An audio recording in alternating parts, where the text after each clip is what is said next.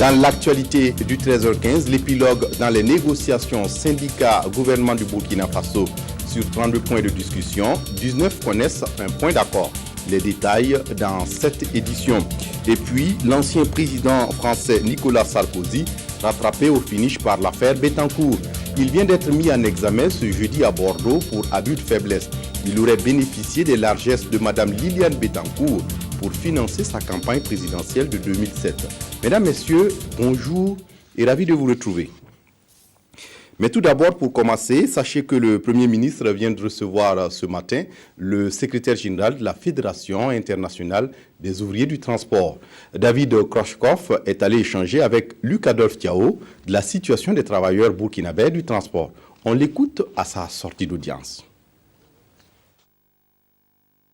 Je suis ici à Ouaga pour féliciter les 30 ans de service syndical de Nazi Kaboré, qui était le chef de notre bureau francophone africain depuis presque 15 ans maintenant, mais aussi de présenter Baïla Sow de Sénégal, qui maintenant sera le nouveau représentant francophone africain de l'ITF, qui vient du Sénégal, mais qui est maintenant aussi implanté ici à Ouagadougou, et de féliciter et de remercier le gouvernement de Burkina Faso pour toutes les assistances qu'ils ont dit et ils ont fait, et bien sûr que les syndicats, y compris les centrales syndicales burkinabées, ont fait ici. Et moi, je suis très content du fait qu'avec le Premier ministre, j'étais là avec l'intersyndicale de toutes les 6 confédérations burkinabées qui agissent ensemble. 19 sur 32, c'est peut-être la note attribuée aux négociations syndicats-gouvernement du Burkina Faso, mais c'est surtout les points d'accord à ces négociations qui viennent de s'achever ce jeudi à Ouagadougou. L'épilogue concerne surtout les points ayant trait à l'augmentation du pouvoir d'achat, à l'amélioration des conditions de vie et de travail, à la santé, à l'éducation, aux libertés démocratiques et syndicales, à l'assainissement de la gestion de la chose publique. Autant de questions et de points qui satisfont les deux parties. Sylvestre Sieda. Il était 21h chez jeudi 21 mars quand intervint la signature du communiqué final marquant la fin des négociations gouvernement-syndicat. Sur 32 points qui ont fait l'objet de discussion au titre de la plateforme revendicative de l'année 2012, les deux parties sont parvenues à un accord sur 19 points. 19 points qui concernent le pouvoir d'achat, les conditions de vie et de travail, l'éducation et la santé, les libertés démocratiques et syndicales, l'impunité et la question de la chose publique, ainsi que les revendications en faveur des acteurs du secteur informel et des paysans. La prise de dispositions nécessaires pour que les avancements de 2012 soient constatés courant 2013. La suppression de l'UTS sur les primes et les indemnités de départ à la retraite pour compter du 1er janvier 2007. La poursuite et le renforcement du contrôle des prix et de la qualité des produits de grande consommation soumis à la réglementation. La reconstitution de la carrière des monitrices des garderies populaires avant la fin de l'année 2013. La poursuite et le renforcement de la politique visant la prise en charge gratuite des urgences médicales, chirurgicales et obstétricales. Le renforcement des contrôles des parquets dans les maisons d'arrêt, dans les commissariats de police et autres lieux de garde à vue, afin de prévenir et de réprimer la torture. La traduction effective devant les tribunaux des auteurs de crimes économiques et de sang. La mise à la disposition de la justice des moyens nécessaires pour faire la lumière sur les crimes commis à l'occasion des manifestations de février 2011 à Koudgou et des tueries de Guénon. La prise des textes et mesures d'application de la loi numéro 033-2009 AN du 16 juin 2009 portant régime foncier rural pour éviter les expropriations abusives des paysans de leurs terres. Le Conseil des ministres, l'Assemblée nationale et les organisations syndicales devront s'associer dans la mise en œuvre de ces différentes mesures. Le gouvernement a en outre pris des engagements complémentaires. Le renforcement des actions de suivi et de contrôle de l'application de la législation du travail. 2. L'appui aux partenaires sociaux dans la négociation et l'adoption des conventions collectives en cours d'élaboration. 3. Le respect des textes relatifs à la liberté syndicale dans les secteurs publics et privés. 4. Le renforcement des capacités des mandats tripartites dans le domaine de la législation sociale à travers notamment des sessions de formation. 5. La promotion de la culture du dialogue social au niveau national et particulièrement au sein de l'entreprise. Pour ce qui est de la mise en œuvre des engagements antérieurs, notamment ceux issus de la plateforme revendicative de 2011, le gouvernement a pris l'engagement d'assurer leur entière mise en œuvre selon des délais précis. On note entre autres l'uniformisation du taux d'annuité de 2% pour tous les retraités de la CNSS et la révalorisation des pensions inférieures à 50 000 francs de 40% au plus tard le 30 avril 2013. La relecture avant le 30 juin 2013 de la grille indemnitaire applicable aux agents de la fonction publique. Au bout du compte, nous nous sommes accordés sur des points et c'est l'essentiel. Les discussions étaient longues aujourd'hui. La négociation de la formulation des éléments du communiqué ont été un peu en partie à la base du retard. Ce n'est qu'un simple retard. Il n'y a pas eu d'accroc particulier. Je pense qu'on s'est entendu sur les points essentiels. Les points sur lesquels des discussions, il n'y a pas eu de conclusion, ont tout simplement été renvoyés pour être poursuivis dans le cadre du dialogue. Nous nous félicitons, c'est-à-dire du côté du ministre comme du côté des travailleurs, le sérieux qu'on a mis pour en tout cas parvenir à des accords. Quand même, jamais vu 19 que nous avons obtenus sur 32, ça veut dire quand même c'est encourageant. Mais je pense que surtout ce qui nous a beaucoup épaté et que nous sommes très satisfaits, c'est les 2% d'annuité qu'ils ont vraiment, que le gouvernement a voulu accorder aux retraités. Il a fallu 3 rencontres et de longues discussions pour parvenir à un accord consensuel. Les négociations, faut-il les rappeler, ont débuté le 18 décembre 2012 et elles ont concerné chacun des membres du gouvernement et les différentes centrales syndicales et syndicats autonomes. Ouagadougou, le point de convergence des ouvriers du transport pour commémorer les 30 ans d'engagement syndical de Nazi Kaboré, précédemment président de la Fédération internationale des ouvriers du transport. Les représentants d'une dizaine de pays africains et d'Europe sont réunis dans la capitale burkinabé. Ils sont préoccupés par la crise financière internationale et vont donc profiter de l'occasion pour échanger sur le sujet dans le but de trouver des réponses idoines. Sylvestre Sieda.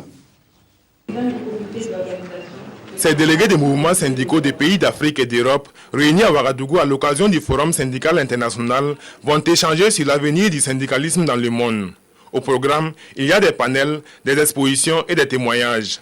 Il s'agit pour les syndicalistes de s'accorder sur les voies et moyens pour mieux défendre et garantir ensemble les droits des travailleurs.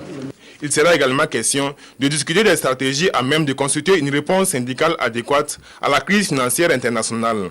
La question principale au forum, mais pour tout le monde, c'est comment va la crise économique mondiale et comment nous pouvons faire une réponse syndicale effective et globale le défi qui existe aujourd'hui de la crise économique. C'est intéressant parce que aujourd'hui c'est vraiment global, alors la crise est assez importante en Europe qu'en Afrique. Aujourd'hui, il ne faut pas se voiler la face. L'avenir appartiendra aux grands ensembles, à ceux qui sauront se mettre ensemble pour faire face à l'ensemble de ces difficultés, pour faire face à ce chômage massif, pour dire non aux violations, pour constituer une force de proposition capable donc d'impulser des politiques économiques justes, mais également capable de faire entendre la voix des travailleurs.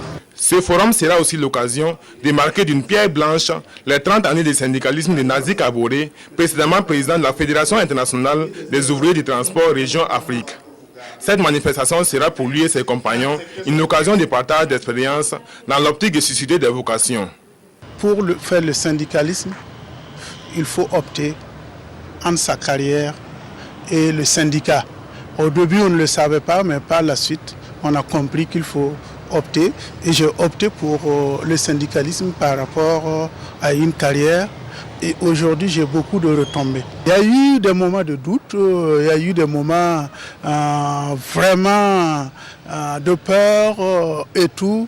Mais lorsque vous vous rendez compte qu'il y a beaucoup de personnes derrière vous, vous avez le courage d'aller de l'avant. La pertinence des débats et les recommandations qui doivent sortir de ces forums devront être à la hauteur des attentes de la Confédération syndicale internationale. L'amélioration des conditions de vie et de travail des travailleurs de par le monde en dépend. À l'Assemblée nationale, le gouvernement burkinabé a désormais le hockey du Parlement pour appliquer le protocole de Nagoya et le statut du Centre international pour le génie et la biotechnologie. Le protocole de Nagoya, faut-il rappeler, vise un accès aux ressources génétiques et le partage juste et équitable des avantages découlant de leur utilisation. On fait le point de la plénière consacrée à l'examen de ces deux projets de loi avec Anatole Nakoulman et Sylvain Vebamba. En ratifiant l'accord portant statut du Centre international pour le génie génétique et la biotechnologie, le Burkina pourrait bénéficier de l'aide du dit centre pour le renforcement de son potentiel scientifique en matière de génie génétique et de biotechnologie. Ces deux domaines-là sont aujourd'hui des domaines qui présentent de grands avantages dans différents domaines. Par exemple, dans le domaine de l'agriculture, on peut créer de nouvelles variétés avec de nouvelles propriétés favorables, n'est-ce pas, et également avec des propriétés qui permettent d'avoir de bons rendements ou des produits de qualité.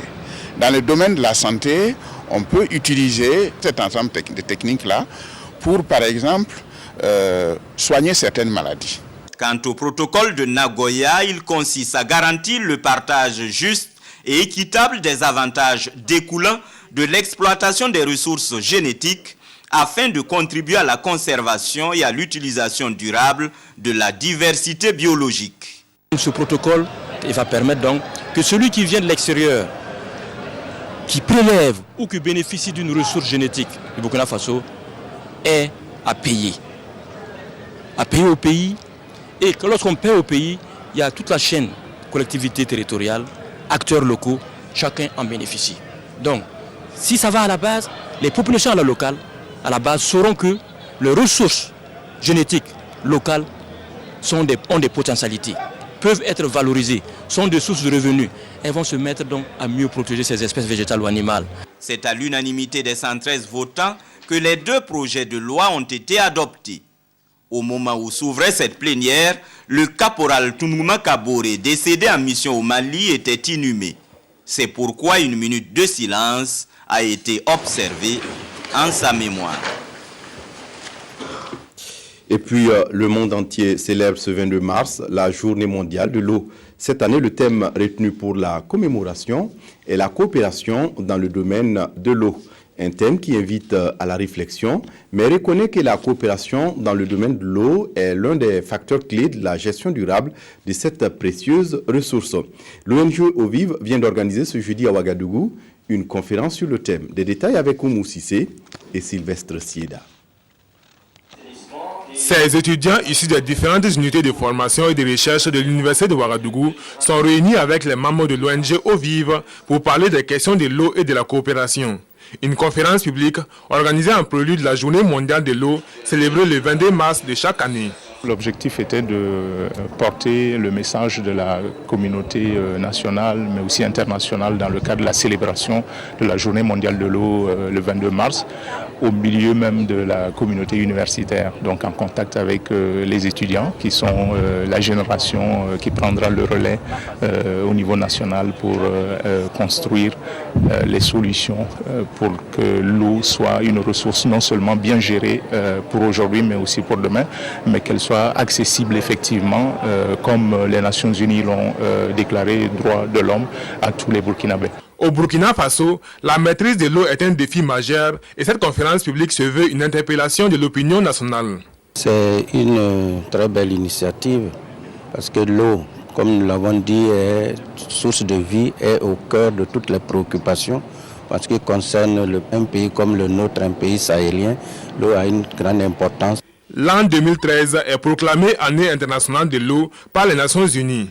La journée de cette année sera célébrée sous le thème coopération dans le domaine de l'eau, un engagement orchestré par l'UNESCO, officiellement nommé par l'ONU Eau. Et puis le Burkina Faso, reconnaissant à l'ambassadeur de la Chine Taïwan, Zhang Minzong, aura passé environ 4 ans au Burkina. Et avant son retour dans son pays, le Burkina vient de lui témoigner sa gratitude. Reportage Salinana. Il quitte définitivement le Burkina après 3 ans et demi de service. Durant son séjour, l'ambassadeur Zhang Minzong s'est investi à dynamiser les relations de coopération entre le Burkina Faso et la République de Chine-Taïwan. Ce dîner-gala, c'est pour lui dire au revoir et le remercier d'avoir œuvré en faveur de la consolidation des liens d'amitié entre les deux pays. Sous votre impulsion, notre coopération s'est renforcée davantage, faisant de la République de Chine-Taïwan un partenaire privilégié et stratégique du Burkina Faso. Sous votre impulsion également, se sont tenues régulièrement des sessions de commission mixte de coopération entre nos deux pays, en juin 2010 à Taipei et en juin 2012 à Ouagadougou. Cette dernière session a retenu 22 projets de coopération dont la réalisation va certainement booster davantage notre coopération bilatérale. L'aide publique de la Chine-Taïwan a touché divers secteurs de développement, notamment la formation professionnelle, l'agriculture, la santé et la promotion de l'énergie renouvelable. Ma mission fut ponctuée par de nombreux déplacements dans certaines localités des 45 provinces, ce qui m'a permis de toucher du doigt la réalité du terrain, mais également d'apprécier l'accueil et la générosité des Burkinabés. Nous sommes tous des acteurs du développement, quoique notre activité. Ce soir, je prouve un sentiment de mission accomplie. Pour les efforts consentis par le gouvernement de son pays et pour son action personnelle dans la concrétisation des projets, et en reconnaissance de ces efforts pour le renforcement des relations d'amitié et de coopération entre la République de Chine, Taïwan et le Burkina Faso, Zhang Minzong a été élevé au rang d'officier de l'ordre national. En culture, pour l'installation d'un ciné-club à Manga le samedi dernier, les animateurs du club ont reçu du matériel de projection cinématographique. Le ciné-club a pris comme note baptême Isaka Congo, un acteur burkinabé. Les objectifs du club avec Yacouba Goro. Le dernier né des ciné-clubs du Burkina vient d'être installé à Manga. La création de ces ciné-clubs, selon sa promotrice, va apporter un plus à l'animation culturelle et récréative à la ville. Le ciné-club de Manga a pris le nom de ciné-club Isaka Congo, directeur du Fonds pour la promotion des sports et des loisirs, acteur connu du public. Ses actions envers la jeunesse du Zunwego ont milité en faveur de son choix. Ce que vous ferez pour le compte de ce ciné-club, vous le faites d'abord pour vous-même, pour voir plein d'épanouissement. Et vous le faites pour apporter de la gaieté à autrui. Je vous invite donc à cultiver les approches positives, à instaurer en votre sein une ambiance de travail, une ambiance saine de travail, de relations franches de collaboration, de tolérance et de soutien mutuel, afin de mériter la confiance que les autorités placent en vous, afin de mériter la confiance que les partenaires pourraient placer en vous. La représentante du FESPACO, Suzanne Kourouma, a salué cette démarche qui participe à la promotion du cinéma et de l'audiovisuel. C'est un véritable creuset d'inspiration, d'initiation et d'exercice dans les métiers du cinéma.